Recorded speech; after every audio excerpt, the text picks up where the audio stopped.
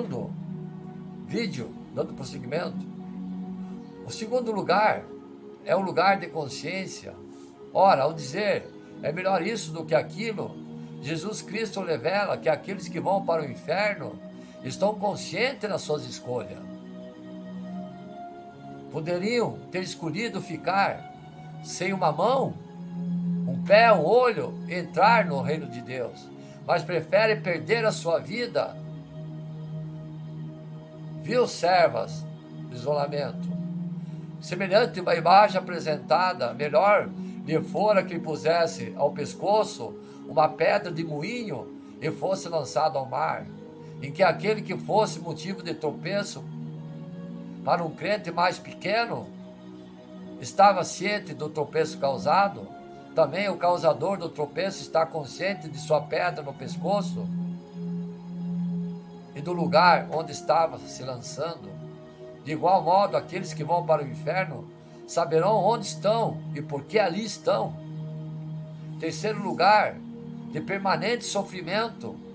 Quando Jesus diz que o fogo nunca se apaga e o verme nunca morre, aponta para uma realidade permanente. O que mantém o fogo aceso é a existência de material para combustão, o vermezinho.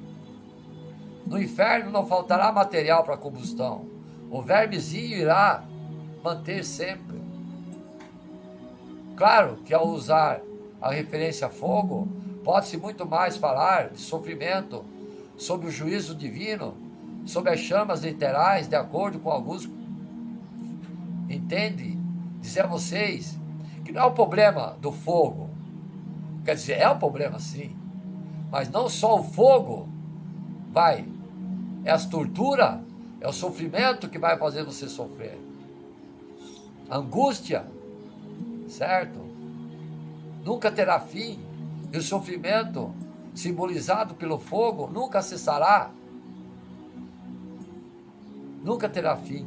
Por diversas vezes, Jesus usa figura semelhante para o falar do sofrimento eterno.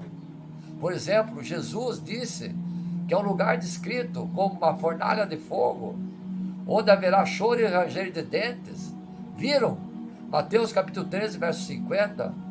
Jesus disse que os justos irão para a vida eterna, no juízo final, mas os ímpios para o tormento eterno. Olhe bem, atenção, servas do isolamento, tormento eterno nunca acaba. Mateus capítulo 25, verso 46. Ora, não faria sentido pensar que os justos estarão junto a Deus por toda a eternidade, e no mesmo contexto Jesus pensar que o tormento é temporário. O inferno também é chamado de trevas. Mateus capítulo 25, 30, verso. Em outras designações aqui, são destinados ao inferno a ira, a indignação, o sofrimento, a tortura, tribulação, angústia. Romanos capítulo 2, versos 6 e 9. De acordo com João, os ímpios serão atormentados de dia e de noite, pelos séculos dos séculos. Apóstolo capítulo 20, verso 10.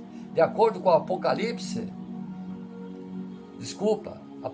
capítulo 20, verso 10, e de acordo com o Apocalipse capítulo 19, verso 20, a besta e o falso profeta foram lançados vivos no lago de fogo e enxofre.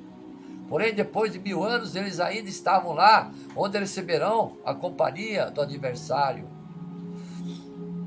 Quarto item: o inferno é o lugar da ira de Deus. Claro, você ofendeu Deus. Como disse, e vou repetir, Deus é Pai misericordioso, bom, mas Ele é juiz, e você será julgado de acordo ou o inferno ou os céus. Quando Jesus diz, o fogo nunca se apaga, isso nos fala não apenas do sofrimento, mas também da ira de Deus. Em mais de 600 lugares a Bíblia fala sobre a ira de Deus. No caso específico do inferno, o fogo não é purificador, mas o fogo ira a Deus. Alguns que costumam colocar os tributos de Deus uns contra os outros, Mas se porventura algum atributo de Deus prevalecesse sobre os demais, porém a justiça de Deus, bem como seu amor e soberania, exige a existência do inferno. Porque o inferno é a única forma de Deus fazer você pagar pelo que você fez e castigar. Porque Deus é justo. Ele não pode contemplar o pecado. Hebreus capítulo 1, verso 13. Porque Deus é amor. E amou o mundo. Enquanto que rejeito esse grande amor, rejeito tão grande salvação. Hebreus capítulo 2, verso 3. Porque Deus é soberano. O mal precisa ser derrotado. Deus vencerá no final. Em Apocalipse capítulo 20. O inferno, portanto, é feito da ira de Deus. Conclui-se daí que o inferno não é governado por Satanás, mas Deus reina em tudo. E é claro que quem comanda lá é o adversário. Falei aqui que não é governado por Satanás, é sim. Mas quem criou o inferno? Não vamos se equivocar. Quem criou o inferno? Foi Deus. Deus criou tudo, céu, a terra, inferno, céu, tudo. Estrela, sol, copiaram. Então, foi por isso que essa expressão foi usada. Eu estou aqui esminunciando para vocês entenderem, amados e amadas. Porque Deus é soberano, o mal precisa ser derrotado, certo?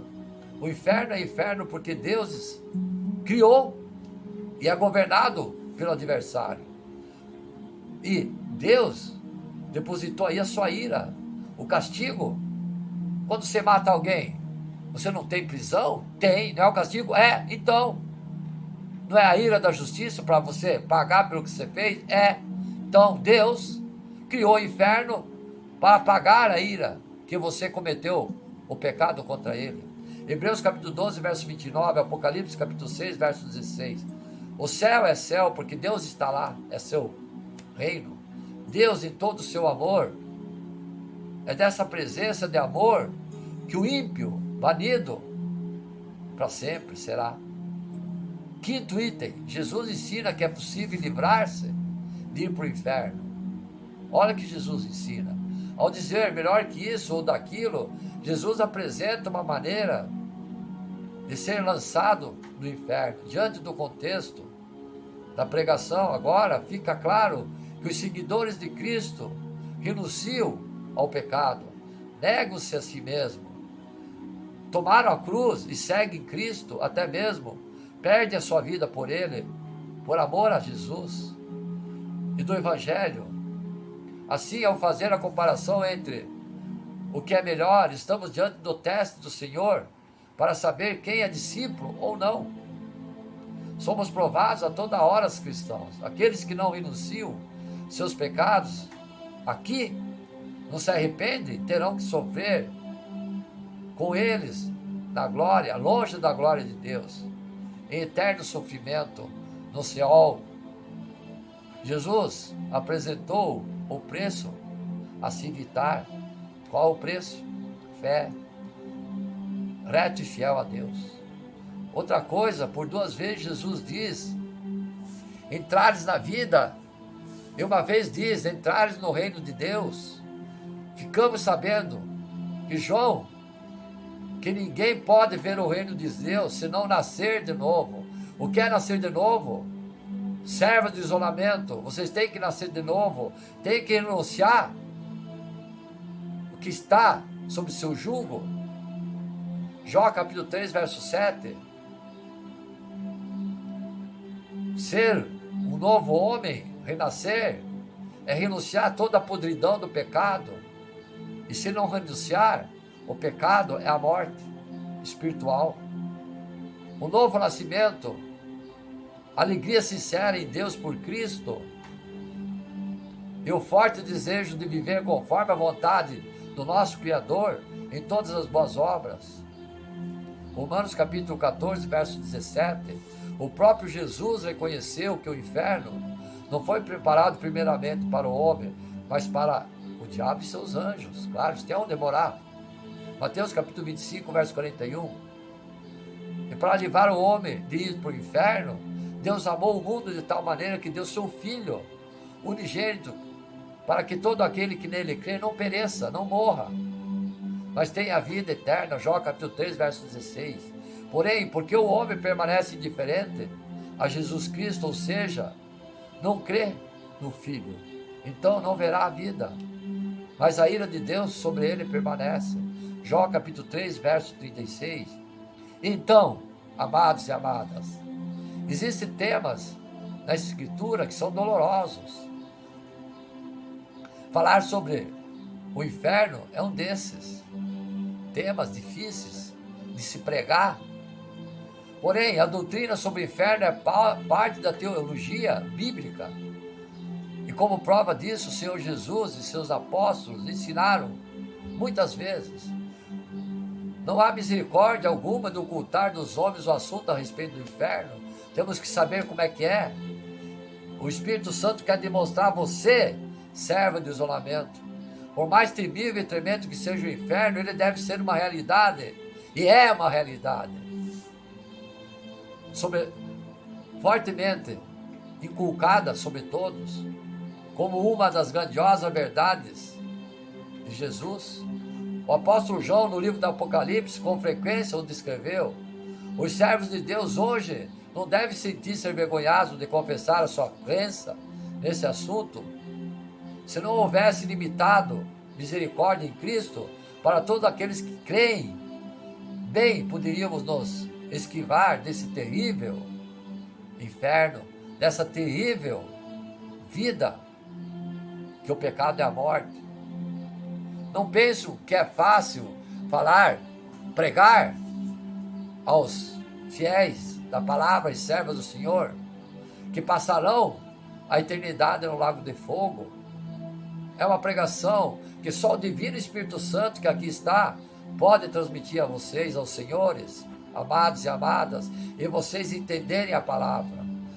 Alguns acham até que essa posição é um pouco rígida. No entanto, a mim cabe divulgar a verdade do Evangelho e seguir os passos do Mestre Jesus, mesmo que, ao pregar essa doutrina, algum de vocês se sintam incomodados com elas. Muitos estão a passos largos no caminho do inferno, caminhando sobre um grande abismo que não se abre para engolir alguns dos tais, tal como engoliu vivo Datã, Coré e Abiram. Números capítulo 16, versos 30 e 33. Por causa das muitas misericórdias de Deus, desse mesmo Deus que eles provocam sempre a sua ira. Muitos ainda amam os seus pecados e de forma enganosa acreditam que podem desfrutar da eternidade com Deus sem seus pecados serem perdoados. Qual não será a surpresa de muitos perceberem que estão debaixo da ira de Deus, se for mal, se for do bem, da misericórdia, simplesmente porque relutam em amar a Deus? Não é amor aos amigos ou inimigos, senão se anunciar o perigo que estão correndo. Talvez seja preciso que alguns precisem sentir o fogo do abismo queimando sob seus pés. Dirijo-me às servas que estão no isolamento, dirijo-me à Igreja Novo Reino, aqueles que não despertaram para a conversão e para o perigo que estão correndo. O inferno é para todos que não estão em Cristo, onde suportar o peso da ira de Deus. Foi João quem disse que Deus mesmo pelejará contra os que não se converterem ou pensam que são convertidos. O Senhor disse a você: eu sozinho pisei no lagar, e dos povos ninguém houve comigo. Eu os pisei na minha ira, eu esmaguei no meu furor, e o seu sangue salpicou minhas vestes, e manchei toda a minha vestidura. Isaías capítulo 63, verso 3. Outra vez João, o discípulo do amor, viu a cena terrível lá nos céus, e da sua boca saiu uma espada aguda para ferir com ela as nações, e ele as regerá com vara de fogo. E ele mesmo é que pisa o lagar do vinho, do furor e da ira de Deus Todo-Poderoso. Apocalipse, capítulo 19, verso 15. Não há nada entre eles e o inferno, a não ser a misericórdia de Deus. Mas lembre-se, amados e amadas, ele está irado, e quem pode lhe impedir de agir contra seus pecados? Alguns supõem erradamente que está tudo bem com eles, porque tem saúde, prosperidade, alegria e desfruto das bênçãos comum de Deus, mas isso não garante de vocês serem livres do pecado. A salvação é individual. A única garantia encontra-se no Cordeiro de Deus, que sofreu a ira de Deus pelos homens. Se isso não é amor de Deus, entregar o seu Filho por pecadores, não sabemos. Então, o que é o amor? Estamos a par de que essa mensagem não é popular. Sei também que alguns encontrarão pessoas que procurarão persuadir do inferno, mas porque a cruz e todo o sofrimento de Jesus, ao não ser que haja inferno, a morte de Jesus perde o seu significado eterno, a não ser que haja uma separação de Deus, da qual as pessoas precisam ser salvas. Não pense você também que o inferno é apenas uma ameaça, é a realidade. Se assim o fosse, Deus não seria mentiroso, Deus não usa mentiras para atrair o homem. O adversário usa, ilude, engana, promete e não cumpre. Como disse, essa não é uma mensagem popular, mas é verdadeira essa pregação, que é o Divino Espírito Santo que está em mim, porque a Bíblia é verdadeira também, porque Jesus Cristo é verdadeiro e não pode mentir. Seja louvado Deus verdadeiro e os homens, o Deus verdadeiro e os homens que são mentirosos, sejam jogados no Seol. Romanos capítulo 3, verso 3. A visão que temos dos nossos pecados não é o mínimo daquilo que Deus vê em nós. Vossas iniquidades vos fazeis pesado como chumbo, pendente para baixo, pressionado em direção ao inferno, pelo próprio peso. E se Deus permitisse que caísse você, afundaria imediatamente. Qualquer pecado você já se desceriam com maior rapidez e mergulhariam nesse abismo sem fundo. Vossa saúde, vossos cuidados e prudência, vossos melhores planos, toda a vossa retidão, de nada valeriam para sustentar-vos e conservar-vos fora do inferno. Seria como tentar segurar uma avalanche de pedras com uma teia de aranha. Se não fosse misericórdia de Deus, a terra não suportaria vocês por um só momento, pois são uma carga para ela, para a terra. A natureza geme por causa de vocês. A criação foi obrigada a se sujeitar à escravidão involuntariamente por causa de vossa corrupção. Não é com prazer que o sol brilha para você, para a sua luz que te ilumine, para pecarem? Não. E servirem ao adversário? Não. A terra não produz de bom grado os seus frutos para satisfazer vossa luxúria, vosso pecado, nem está disposta a servir de palco a exibição de vossa iniquidade. Não é voluntariamente que o ar que alimenta vossos corpos, mantendo viva a chama dos vossos corpos, enquanto vocês gastam a vida servindo o adversário, que é inimigo de Deus. As coisas criadas por Deus são boas e foram feitas para o homem por meio delas. Serviço ao Senhor. Não é com prazer que presto serviço a outros propósitos e geme quando sou ultrajado ao servir um objetivo tão contraditórios, contrário à sua finalidade e natureza. E a própria terra vomitaria você, se não fosse a mão soberana daquele quem você tanto tem ofendido. Eis aí as nuvens negras da ira de Deus pairando agora sobre a vossa cabeça, carregadas por uma tempestade ameaçadora, cheia de trovões. Não fosse a mão restringidora do Senhor, eles arrebentariam imediatamente sobre vocês.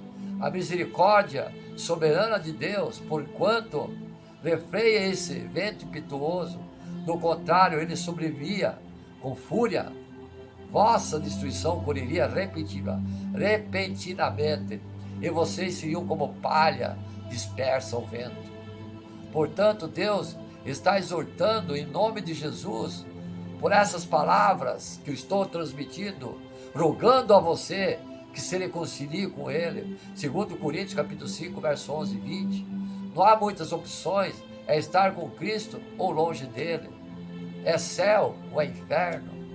Não brinque de cristão, não brinque de crente, não brinque de religioso, ou mesmo de ateu. O Senhor Jesus é seu Deus e seu Salvador. De fato, você já o recebeu e, portanto, pode ser contado entre os eleitos do Senhor. O machado já está posto à raiz, e toda árvore que não dá bom fruto, corta-se e lança-se ao fogo. Mateus capítulo 7, verso 19. Disse o Senhor Jesus: onde estão os frutos? O Senhor ainda disse: se alguém não estiver em mim, será lançado fora, como a vara, e secará. E os que colhem lançam no fogo e ardem. Jó capítulo 15, verso 6. Se isso não for uma realidade em sua vida, então a ira de Deus permanece sobre você, e você será lançado no inferno, no lugar que foi criado para o adversário e seus anjos e seus discípulos. Rejeitando a presença de Deus, você estará em companhia do adversário e seus diabos. Fuja para os braços misericordiosos do Senhor Jesus, enquanto é tempo. Servas no isolamento, recursos do diabo e seus papéis na igreja. Eu não vou tratar a respeito disso, eu vou deixar na segunda pregação, porque o material é imenso para transmitir a vocês. A crença no mito do inferno é a maior aberração da história da humanidade? Não. Vou seguir em frente também. O que deve pregar sobre o inferno? O que devemos pregar? Vamos seguir em frente também. Céu e inferno, onde você vai passar a eternidade? Hein? Servos que estão no isolamento? Vou aqui pregar sobre isso? Sim. Estou certo que você já ouviu essas palavras ditas com irritação. Vá para o inferno. Ah, sim. Oh, que inferno, que vida, meu Deus. Sim. Eu as ouço frequentemente. Mas será que percebemos o significado real desse lugar que eu lhe falei? Você parou alguma vez para pensar a respeito dele? O que significa estar lá em serva de isolamento? Você pensou? Depois que 15 dos amigos meus foram mortos, exclamou, um deles, ao menos ele, não, um que viu esse fato, exclamou, ao menos eles irão para o céu, porque aqui já estiveram no inferno. Não. Muitas pessoas têm diferentes opiniões sobre isso. Entretanto, as opiniões não valem muito quando se trata do inferno. O que realmente importa é aquilo que Deus diz e a Bíblia diz a respeito. Você pode ter morrido, você pode ter passado pela terra, mas você passou por provações, certo? Como é o inferno? Eu já falei lá, mas vou explicar novamente, bater na mesma tecla. O inferno é um lugar onde Deus não está, onde não há nenhum consolo ou bênção. Ela descreve a Bíblia, como já falei, como trevas. Haverá choro e ranger de dentes, tortura. Mateus capítulo 23, verso 13, ela também nos diz: o adversário foi lançado para dentro do lago de enxofre, de fogo, e serão atormentados dia e noite, minuto por minuto, pelos séculos dos séculos. Já disse isso, Apocalipse capítulo 20, verso 10. O inferno não foi preparado para nós, mas para o adversário e seus anjos decaídos. Mateus capítulo 25, verso 41. Entretanto, a Bíblia diz que todos os que rejeitam a oferta da salvação e o perdão de Deus irão para lá. João capítulo 3, verso 36. Podemos estar certos que Deus não está tentando simplesmente assustar-nos. Ele está nos advertindo seriamente para evitarmos o inferno a qualquer custo. Deus não nos deixa desinformados a respeito do que virá após a morte. Aos homens está ordenado morrerem uma vez só, vindo depois disso o juízo final, como eu disse já. Hebreus capítulo 9, verso 27. Porquanto estabeleceu o dia em que há de se julgar o mundo com justiça, por meio de um varão, Jesus, que destinou e acreditou diante de todos, ressuscitando dentre os mortos. Atos, capítulo 17, verso 31. E quanto ao céu, Deus não julga apenas, mas também é amor. Ele é Pai. Por isso, Ele providenciou um caminho para nós escaparmos do castigo eterno. Para aqueles que aceitam o seu caminho de salvação, você aceita esse caminho?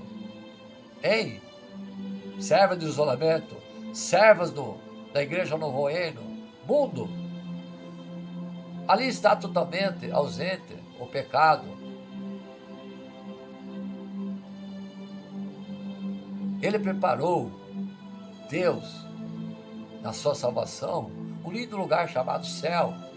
Ali reina a alegria, o descanso, o amor. Ali estão totalmente ausentes o pecado, as lágrimas, o sofrimento, a solidão, o desapontamento. Trata-se de um lugar de glória eterna, na presença do próprio Deus e de Jesus, ao invés da perdição eterna. Veja Apocalipse, capítulo 4, verso 5, capítulo 21, verso 4 e 27, capítulo 22, verso 1 e 5. Você pode chegar a esse lugar confiando em Jesus Cristo como seu Salvador. Depende de você. Deus está transmitindo a palavra a você através de ser servo, mas a tua salvação é individual, depende de você. É impossível ser suficientemente bom para merecer o céu. A Bíblia diz: todos pecaram e carecem da glória de Deus. Você não pode realizar algo para chegar ao céu, pois lemos em Efésios capítulo 2, verso 8 e 9, isso não vem de vós, é dom de Deus, não de obras, para que ninguém se glorie. Ninguém tem qualquer direito aos céus. Todos nós merecemos o inferno. Somos pecadores, porque todos somos pecadores. Deus oferece o único caminho da salvação, através do seu Jesus, seu Filho, tendo se oferecido uma vez para sempre para tirar nossos pecados, de muitos, também os seus, os meus, se você crê nele. Hebreus capítulo 9, verso 28. Porque Cristo, quando nós ainda éramos fracos, morreu a seu tempo por nós. Deus prova o seu amor para conosco pelo fato de Cristo ter morrido por nós, seu Filho, sendo nós ainda pecadores. Romanos capítulo 5, versos 6 e 8. Por isso, quem crê no Filho tem a vida eterna. O que todavia se mantém rebelde contra o Filho, não verá a vida, mas sobre ele permanece a ira de Deus. João capítulo 3, verso 36. Não quer dizer que ele perdoou, morreu na cruz para perdoar nossos pecados. Ele perdoou a nossa dívida que tínhamos. Qual a dívida? De Adão e Eva, que cometeram o pecado. Nós somos atingidos. Amém? Agora em diante, ele não vai morrer de novo por você. Você tem livre-arbítrio para administrar a sua vida, seu pecado ou as suas obras. Você fez a escolha correta? Amados e amadas, por favor, serva do isolamento, por favor, amados e amadas, pense a respeito o que o Espírito Santo está transmitindo a vocês através de mim, que acabei de pregar a vocês. Escolha o caminho para o céu. Jesus disse a você e vai dizer novamente: eu sou o caminho, João capítulo 14, verso 6. E Paulo escreveu: eis agora o dia da salvação. Segundo Coríntios capítulo 6, verso 2. Se aceitou Jesus como seu Salvador, você já fez a escolha certa, está caminhando para o céu. Você já fez isso? Servas do isolamento. Vamos seguindo. Eu estou aqui avaliando por ter muita matéria, que eu vou fazer a segunda pregação. Vamos ver então, pecado e salvação. Há algo entre nós que deseja um lugar de maior destaque. Pecado e salvação. Amém? Com o tema que eu vou abordar a vocês agora na pregação, que o Espírito Santo está enviando a vocês. Sopre em mim, Espírito Santo. Que o Espírito Santo aclareie sua mente com o seu sopro, em nome de Jesus. Com o tema pecado e salvação, caminhando por Gênesis capítulo 2, verso 8, no qual somos apresentados a árvore do conhecimento do bem e do mal, a árvore da vida, bem como a realidade do pecado original, a partir de Gênesis capítulo 3, verso 1, no qual retrata uma fotografia da vida de todo homem. Estamos falando agora no tema pecado e salvação. Quando nos decidimos por nossos desejos, eles nos encaminham à árvore do conhecimento do bem e do mal, ao nosso intrínseco desejo de nos tornarmos como deuses, como donos de nós mesmos, afirma em sua pregação, afirmo nessa pregação, há algo em nós que deseja um lugar de maior destaque. Em comparação a essa necessidade vazia de autorrealização e busca por coisas que passam, onde nós mesmos queremos nos abastar, que só possui ambição, pecado, e não a própria paz. Meditar sobre os frutos da árvore do conhecimento, do bem e do mal, significa o início da pregação da salvação. A realidade do homem, que somos todos nós, sem exceção, afirmou que esses são frutos que nos incham de forma de nos tornar donos de nós mesmos. Não! Quando eu tomo o fruto da árvore proibida que a serpente oferece, quando você, não eu, você, os seus olhos se abrem. Contudo, Jesus nos disse que os nossos olhos são a lâmpada da alma. Dessa forma, o homem passa a olhar para si, voltando sua atenção à sua nudez. O homem que buscava orgulhar-se sente vergonha. O que resta é a vergonha para si. Contudo, como se não bastasse esse olhar sobre a sua própria miséria, isento de toda e qualquer misericórdia, o homem também se afasta de Deus. A consequência desse fruto é o escondimento do homem diante de Deus. A árvore do conhecimento do bem e do mal tem consequências. É significativa essa explicação sobre comer o fruto da árvore do bem e do mal. Já nem existe mais, né? Mesmo que a árvore em si seja bonita, a sua árvore, mas tem seus limites. Dessa forma, o homem, na sua busca incansável de saciamento, se encontra sem rumo, visto que nada o preenche. Eu quero buscar fruto no topo da árvore, mas já alcancei todos, e ela já não pode me levar além. Assim, o homem que busca a paz em si mesmo, em seu ego, é conduzido para um abismo cada vez maior. A paz não é a mesma coisa que me divide e separa dos outros, mas ela me concilia com os outros, levando a igreja a meditar sobre a segunda consequência. A primeira pergunta: Deus, que estava acostumado a encontrar o homem, a esperá-lo sempre, talvez a próxima jabuticabeira, que é a fruta do conhecimento, não se encontra mais e se desespera de amor. Onde está? Não é um grito de um pai que anseia julgar seu filho, mas sim reencontrá-lo. Amém?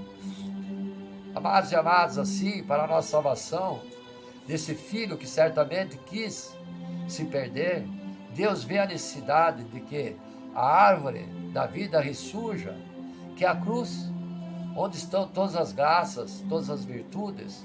Quem veja a cruz de Cristo, encontra tudo que o coração do homem almeja e procura.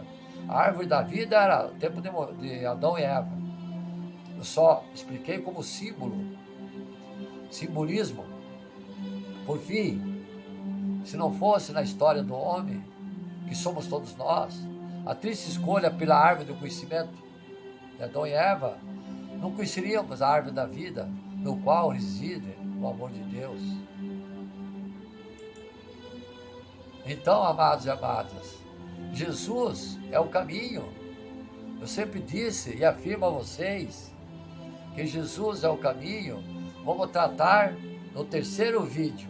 Amém?